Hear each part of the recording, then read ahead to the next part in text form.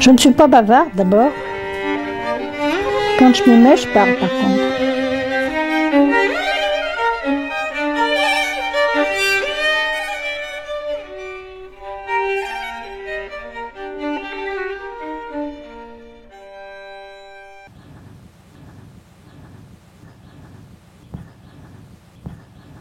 Bon, j'ai plusieurs travaux en route.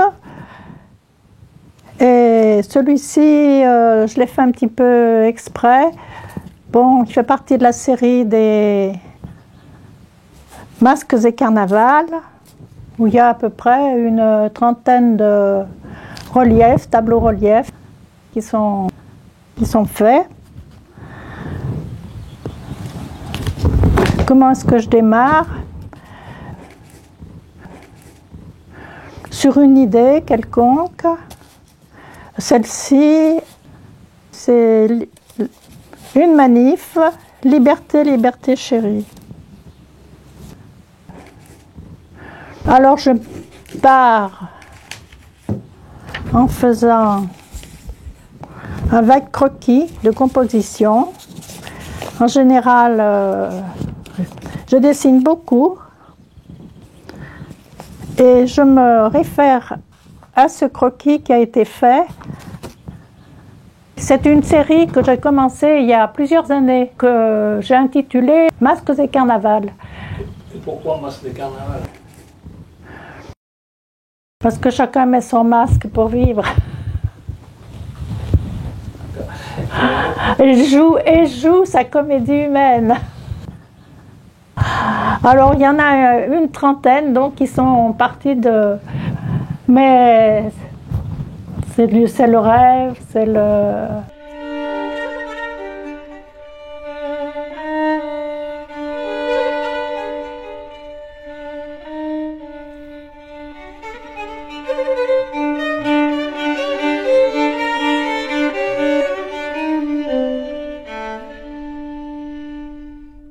Et je ne sais pas pourquoi, là, ces temps-ci, c'est toujours le problème de voyeurs. J'ai finalement toute une série de tableaux reliefs qui représentent des gens qui contemplent, qui regardent.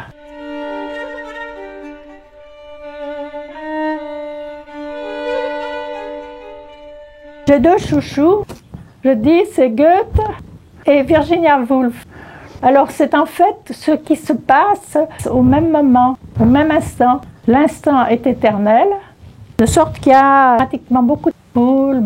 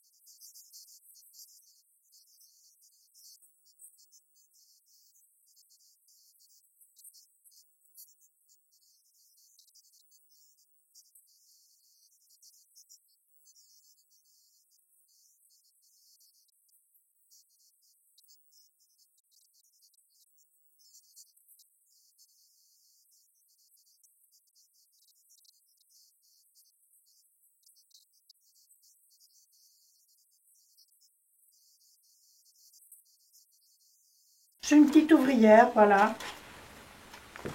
Je fais pourquoi je suis faite, voilà.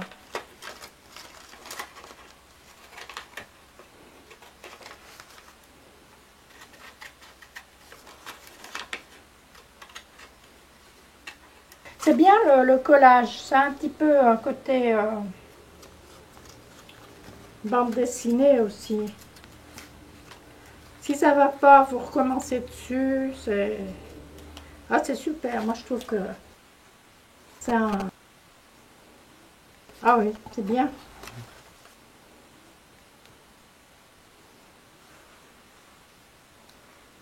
Qu'il fallait amener. Alors vous voyez, voilà.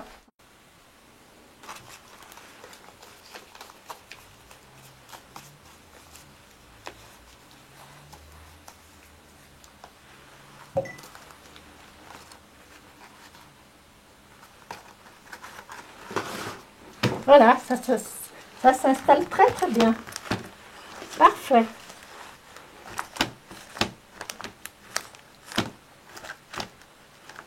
Et voilà. Alors celui-ci, eh ben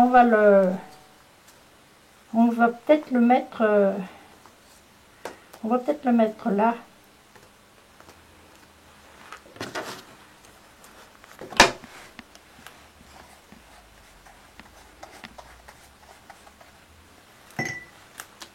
Parce qu'ici, il y aura des personnages qui vont être installés là. Il y en a un qui va être de dos. Et puis les autres qui vont aussi regarder. Ce qui se passe en dessous.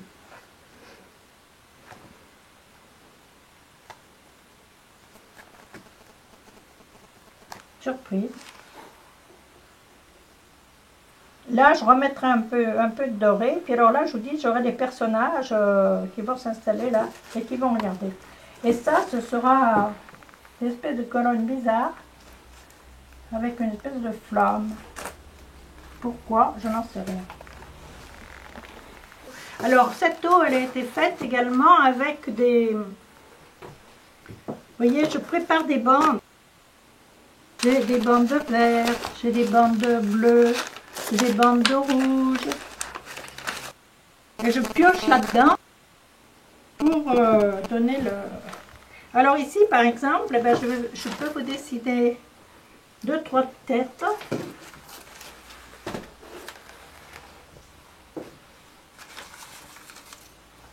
Je vais les mettre dans des tons comme ça gris.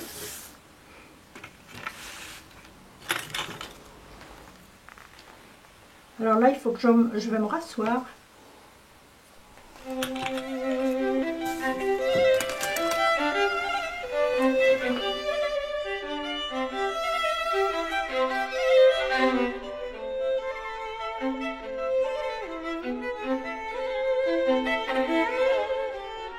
En fait, au point de vue recherche du travail, je m'étais posé la question si on fait un relief et si on peut incorporer des éléments faits à la plume, dessins à la plume. Donc je suis partie avec cette idée-là qu'on pouvait faire des dessins très fins à la plume, les découper et les coller.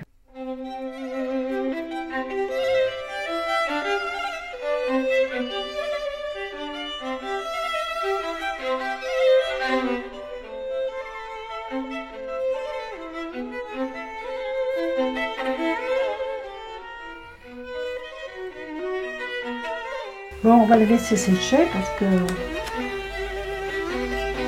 ne vais pas les coller tout de suite.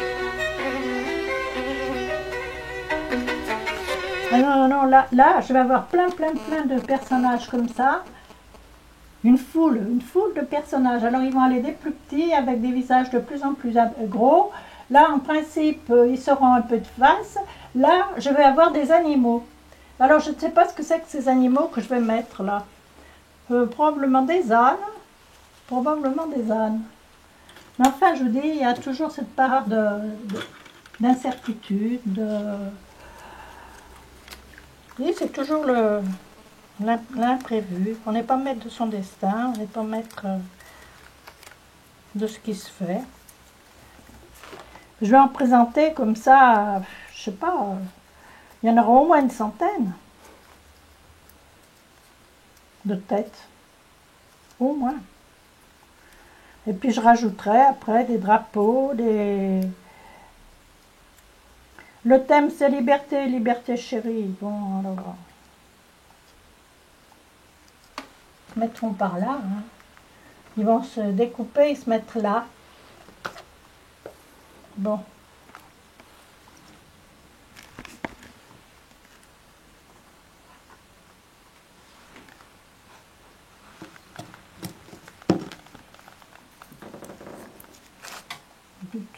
Puis j'en perds des fois. J'en retrouve plus. Les yeux, ça y est, où est-ce qu'ils ont passé?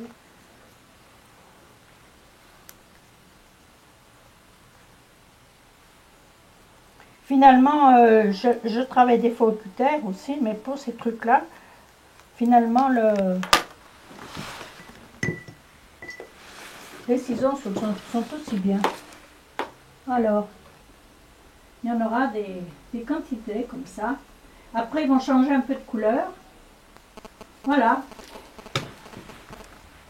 Il y aura toute une série de personnages. Comment on devient artiste? Vous êtes allé aux Beaux-Arts, vous avez... Oh, bien sûr. Écoutez, moi, je pense que c'est ma petite enfance ratée. J'ai eu une enfance complètement ratée, avec des parents, fils et filles uniques, qui se sont trouvés avec, ce serait trop long à expliquer, avec 5 enfants. J'avais des frères épouvantables derrière moi, et qui me taquinaient. Finalement, on n'avait pas le droit d'amener quiconque, ni aucune petite fille pour jouer avec moi. J'ai pas pu jouer avec la poupée parce que mes frères me cassaient ma poupée, enfin, me les enterraient, etc. Finalement, j'étais assez sauvage, pas sauvage, non, mais plutôt retranchée sur moi-même. Mais alors, j'avais une chance incroyable au milieu de tout ça, c'est que pour échapper à mes frères, on m'envoyait chez mes grands-parents, les parents de ma mère, et qui étaient extraordinaires. Alors, mon grand-père était vraiment un homme très simple, mais il avait eu un magasin d'orthopédie à rue de la Charité. Il faisait des collections de papillons, il faisait des collections de coquillages, enfin bref. C'était un monde merveilleux pour moi. Mes parents ne me considéraient, au moment de la guerre, là, je n'étais qu'une bonne pour eux. Du côté paternel, c'est issu de la grande bourgeoisie soyeuse, lyonnais. Alors, des gens très stricts, très... Alors, il n'était pas question, bien sûr, que je les signe ou que je... De sorte que les choses se sont faites curieusement parce que ma mère était avec pour cousin Morillon. Alors, à l'âge de 16 ans, on m'a donc, comme je faisais la boniche à la maison, en contrepartie, si tu veux, on te paiera des cours de dessin chez Morillon.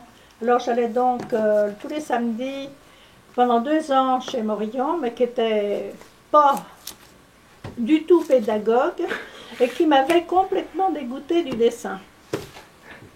Mais parce que moi j'aimais bien la couleur, voilà. Lui c'était que le fusain, la nature morte, le fusain, la nature morte. Bon. Alors j'ai plus voulu y retourner. Et il y a eu, c'était le maréchal Pétain qui avait inventé les allocations familiales. Et il a fallu que je cesse d'être la boniche, enfin que je continue d'être la boniche à la maison, mais en même temps il fallait que j'aille suivre des cours de ménage, quoi, je sais plus comment on appelait ça.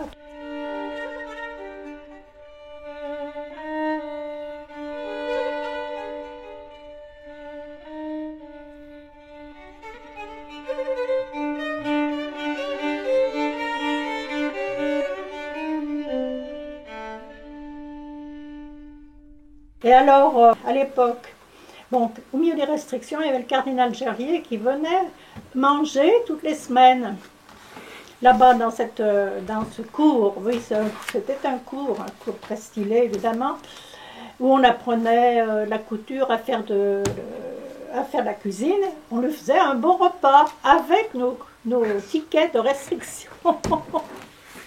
Et alors, je m'étais mis en tête de faire des illustrations pour ces menus. Alors je prenais un thème quelconque, et puis je faisais une illustration sur les petits métiers, les fleurs, enfin bref, ce qui passait par la tête. Et puis finalement, un beau jour, on dit, mais qu'est-ce qui fait ces dessins, mais pourquoi vous ne suivez pas des cours de dessin, c'est quand même dommage. Et je suis allée donc on a toléré que j'aille aux Heures. Alors aux Heures à Lyon, qui était un cours de dessin, où j'ai fait l'illustration de livres. Alors je m'étais spécialisée dans l'illustration de livres. Et puis un jour, mon père, voyant tous les dessins que je faisais, me dit, oh bah tiens, au fait, j'ai un ami imprimeur, si tu veux, on pourrait aller lui montrer ce que tu fais. Pour une fois, il a pris une initiative heureuse. Alors, nous y sommes allés, et puis ce monsieur, qui était imprimeur, qui était très gentil, a dit, oh, mais comme c'est dommage, mais pourquoi est-ce que vous ne faites pas les beaux-arts? Oh, mon père, n'en est pas question, n'en est pas question. Alors, oui, mais il y a des cours du soir. Alors, des cours du soir, ah oui. Alors, il y avait les cours du soir du petit collège. Alors, je suis donc allée avec Louise Ornin, qu'on était là au cours du soir des petits collèges. Et puis, j'ai eu une chance incroyable parce que les professeurs étaient les professeurs des beaux-arts. Entre autres, il y avait donc Coquet qui nous ramenait, Louise et moi, le soir, très gentiment. Bon, j'ai suivi les cours d'architecture. J'allais faire des dessins là-bas au musée des moulages et Coquet venait me corriger. Et puis, de fil en aiguille, il me dit, mais bon, c'est quand même ridicule, pourquoi est-ce que vous ne passez pas l'examen pour entrer aux Beaux-Arts? Oh là là, mais mes parents, oh mais bon, écoutez quand même, hein. Alors il me semble que je suis rentrée aux Beaux-Arts à 23 ans, mais en 3e année. Et là, alors, j'ai eu vraiment de la chance, parce qu'il avait vieilli, j'ai eu vieilli comme professeur. Et alors vraiment, moi j'ai été vraiment encouragée là, hein. Puis j'étais une bonne élève, hein, vous voyez, ça marchait très très bien. Et malheureusement, j'ai fait ces beaux-arts en 2 ans seulement, parce que la première année, mon père est tombé très malade, et la seconde année, il est mort. Alors vous voyez. Et après, donc je suis sortie des beaux-arts, j'avais 25 ans, oui c'est ça, 25, presque 26 ans, c'est ça. Et je vous dis pas, j'ai eu des problèmes de santé, pas possible. Et j'ai quand même eu de la chance, parce que j'ai pu donner des cours de dessin. Au bout de... Bon.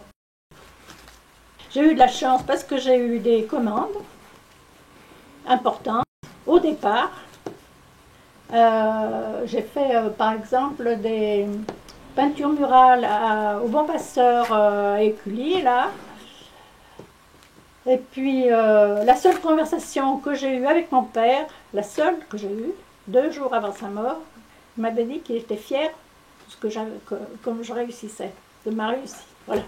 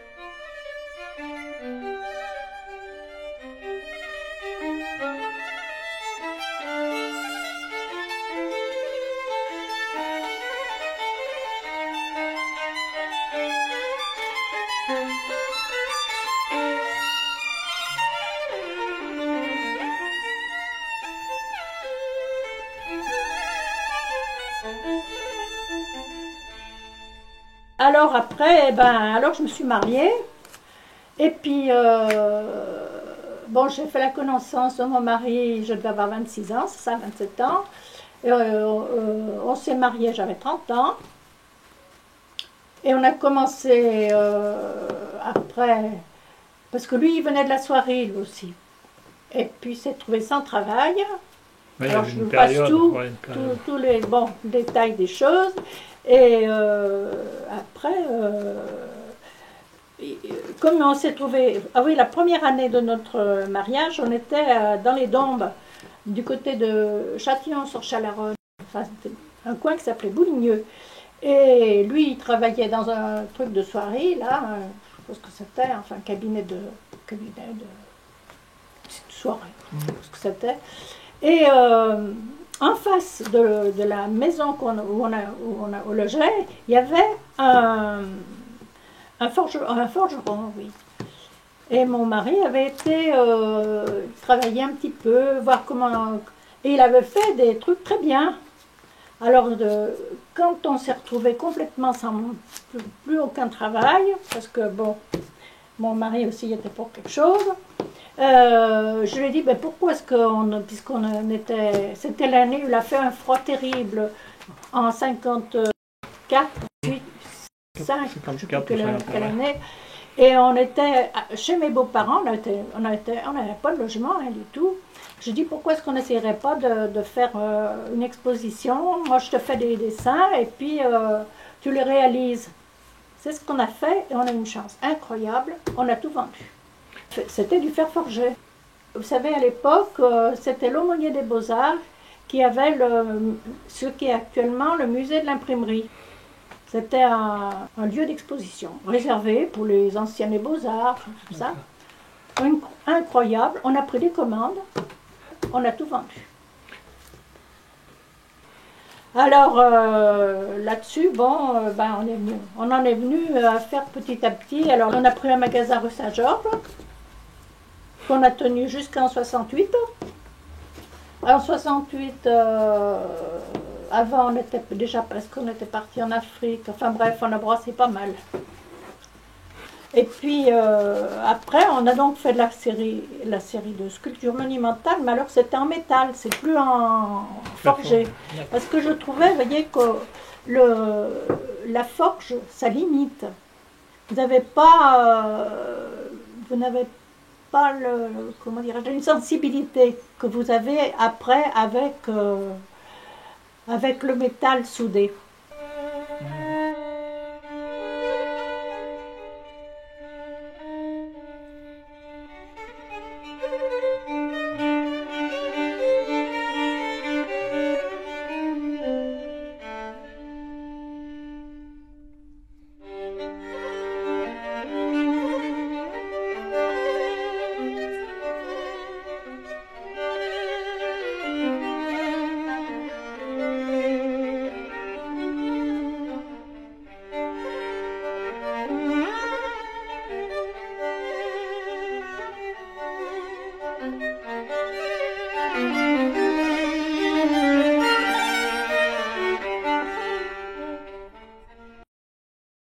Quand mon mari n'a plus voulu faire parce qu'il était très, très original de ce côté-là, quand il voulait plus. Bon.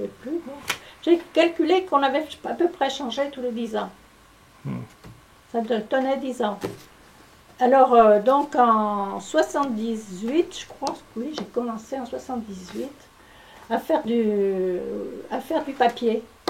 Alors, il se moquait de moi, il m'appelait ça, comment, ces petites cochonneries. Voilà. Jusqu'au jour où j'ai vendu mes petites cochonneries, je me payais un beau costume. Alors là. Et alors à la fin de sa vie, le pauvre, il me disait tu permettras que je t'aide dans mes petites cochonneries.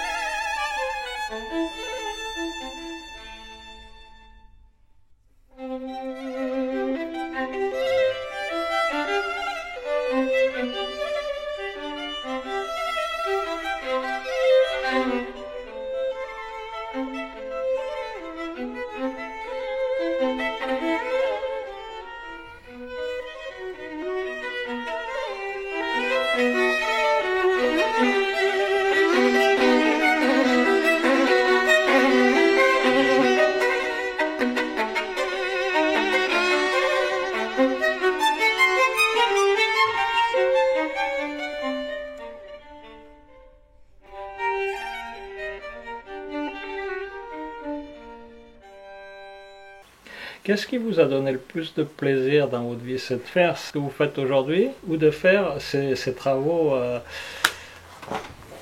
Quand on avait une vie, je crois que je préfère maintenant. Hein. C'est triste à dire, mais Parce que c'était le gros travail. c'est mon travail. Je crois je dis c'est dommage que j'ai pas fait ça tout de suite, vous voyez. Que j'ai été obligée de passer par toute cette période de faire forger, voilà. Que j'aurais fait ça. J'avais commencé d'ailleurs, hein, tout de suite après les Beaux-Arts, j'avais retrouvé d'ailleurs j'avais commencé déjà de faire du papier. Ce papier là, qui n'est rien du tout, là, on part de rien, vous voyez, de rien. Et puis arriver à faire quelque chose qui est presque vivant, qui donne une expression, je crois que je serais allée beaucoup plus loin. Hein. Je dis, c'est dommage que